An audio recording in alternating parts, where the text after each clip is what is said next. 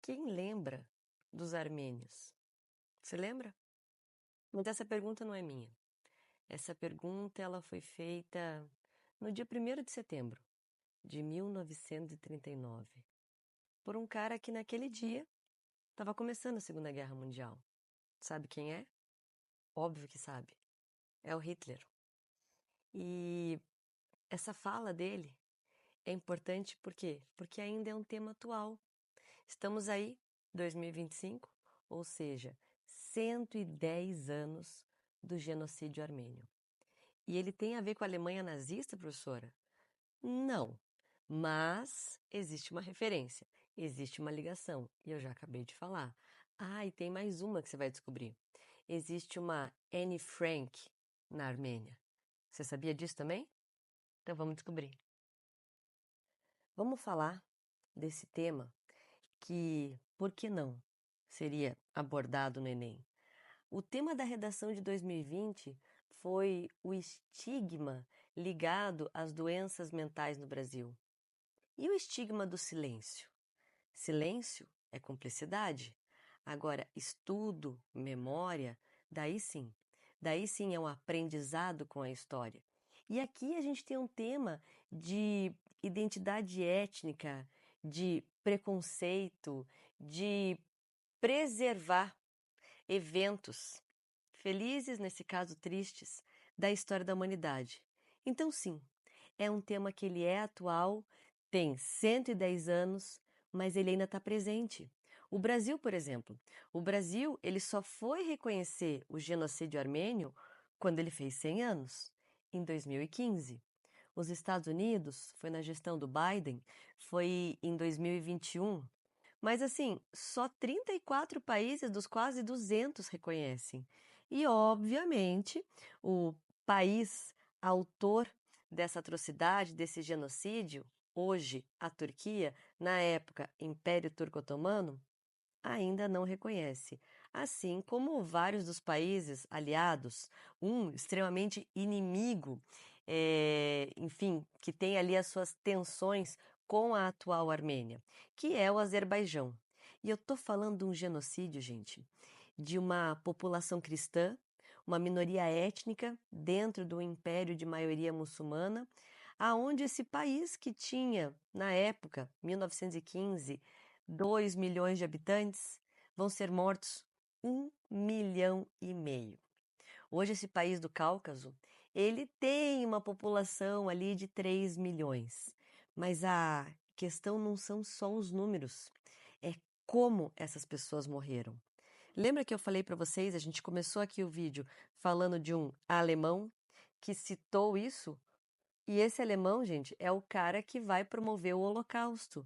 Então, o genocídio armênio, ele precede, ele é como se fosse uma base para o Holocausto.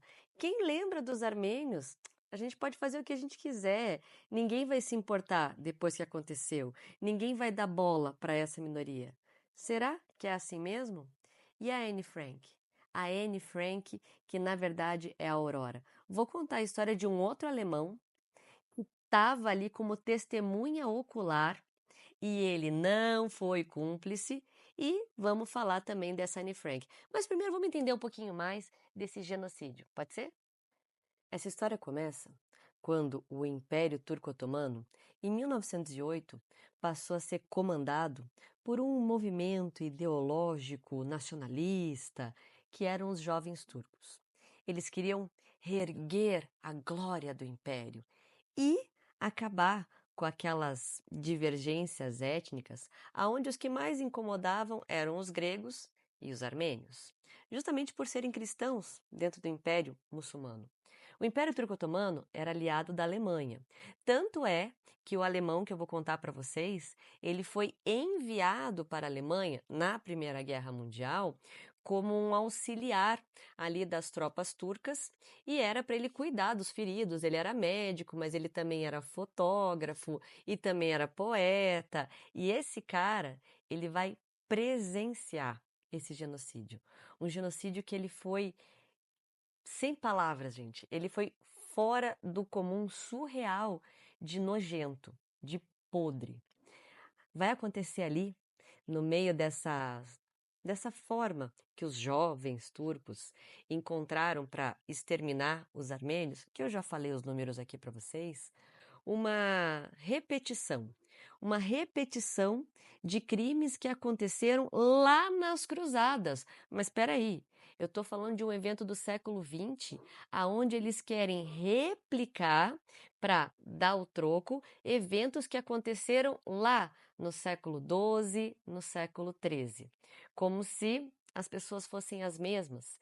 E no caso seria, vamos fazer o que os cristãos lá no medievo fizeram com os muçulmanos. Só que agora vai ser os muçulmanos fazendo com os cristãos. E quem é que pagou? Mulheres, crianças, idosos. Falando de mulheres, vamos falar dessa Anne Frank armênia. Vamos falar da Aurora. Conhece ela? A Aurora, gente, ela era só uma menina de 14 anos de idade. E uma menina que ela vai ser obrigada a marchar quilômetros no deserto da Síria. Ela vai presenciar a morte dos pais dela, dos irmãos dela. Ela vai ser espancada, ela vai ser várias vezes estuprada e ela vai acabar sendo vendida como escrava doméstica e também escrava sexual por um líder curdo. E uma mulher se compadeceu dela e vai ajudar ela a fugir.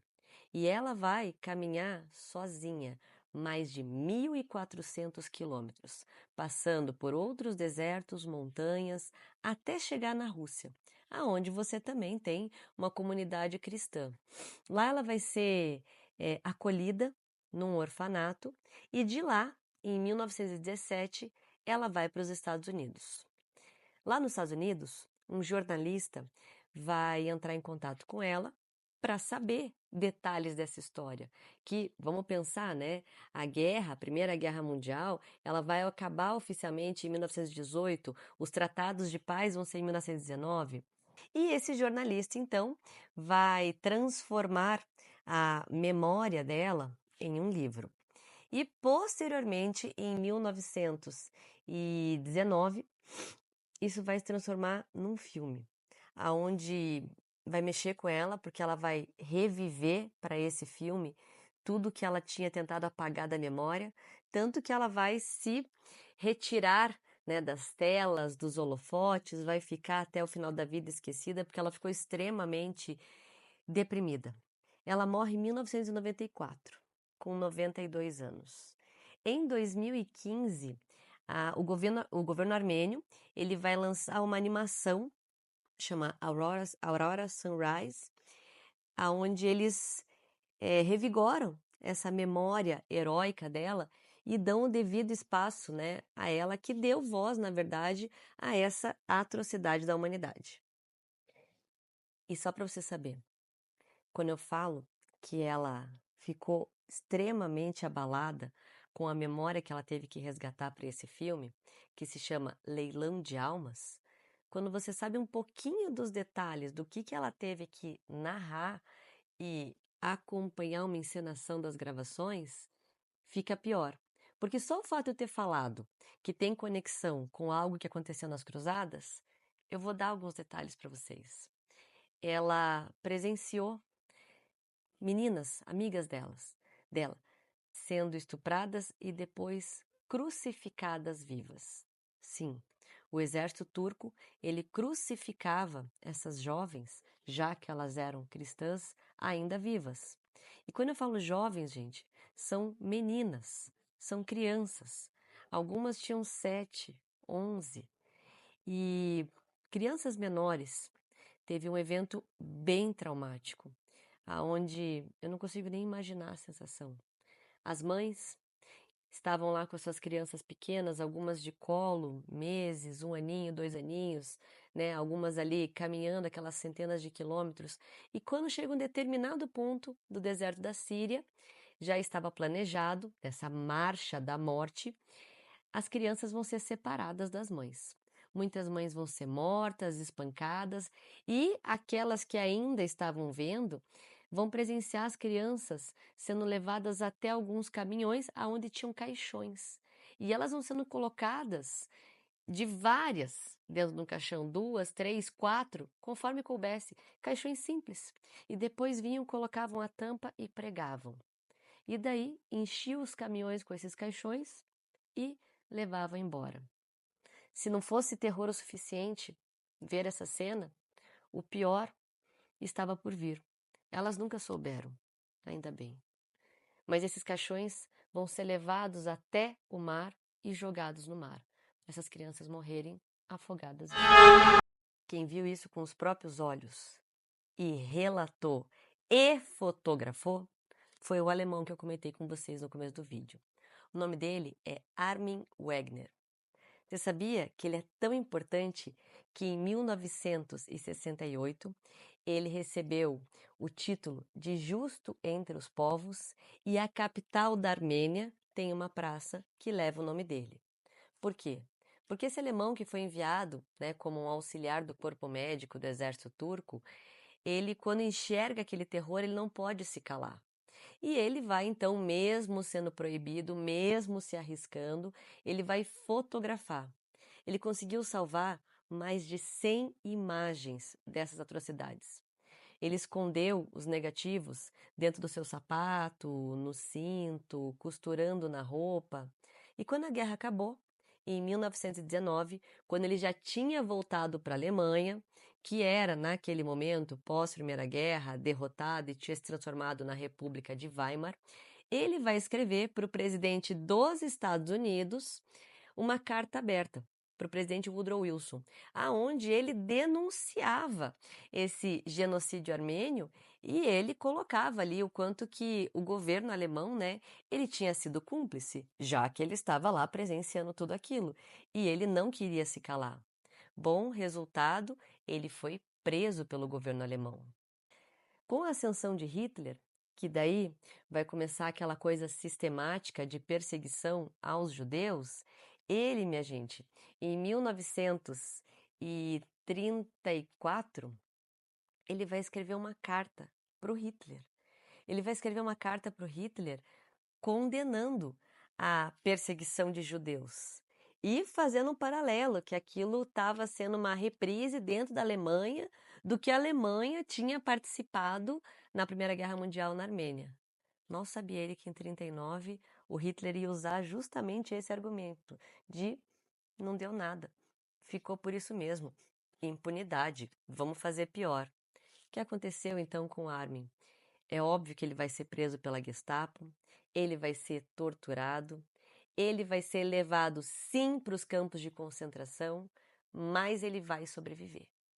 Então, se a história dessas pessoas sobreviveu até os dias de hoje, essa história tem que sobreviver em você. E é por isso que eu estou contando. É por isso que aqui a história você sente, você sabe detalhes, você entende a importância e você sabe como aplicar. Tanto no seu dia, com o seu acervo, quanto no seu Enem, no seu vestibular. Saber nunca é demais. Se você, por gentileza, gostou, dá uma curtida aí, se inscreve no meu canal, manda um comentário, beleza? Um abraço. Tchau para vocês.